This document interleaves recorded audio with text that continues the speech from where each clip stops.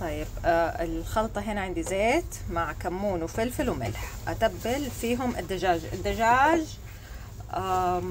1000 جرام.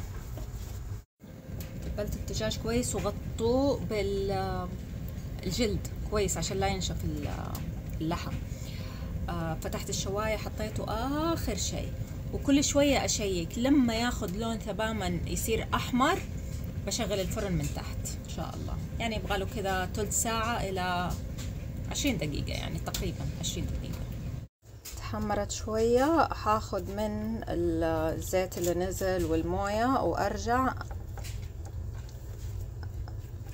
أحط على الدجاج وأرجع أدخله الفرن ياخد لون يكمل يعني. مسحت الدجاج وحطيت شوية بس موية. دحين أطفي الشواية اللي فوق وأفتح الفرن من تحت يرجع يتحمر كله، بس عشان ينطبخ فبحطه ساعة بس. كل شوية أشيك على الموية، ما أبغى الموية تنشف. الحرارة 360 والمروحة شغلتها عشان الهواء يتحرك في الفرن. كل شوية أشيك على الدجاج ما أبغى ينحرق، ومن الصوص اللي نزلت أدهن الدجاج.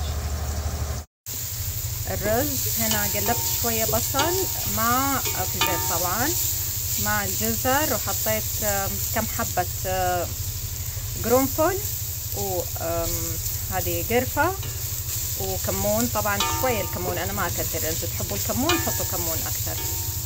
وبحط فلفل مطحون أسود لأني ما أحب يطلع لي الفلفل الأسود وأنا آكل.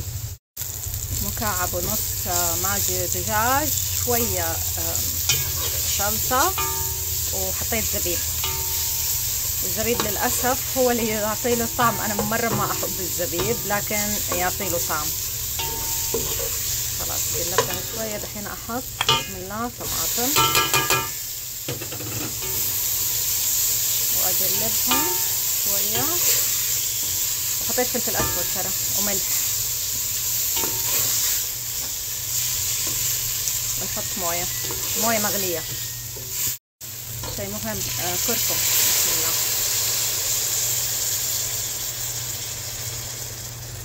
بس شوية أقلبهم بس يتسبكوا، أنزل الرز وأزود كمية الموية.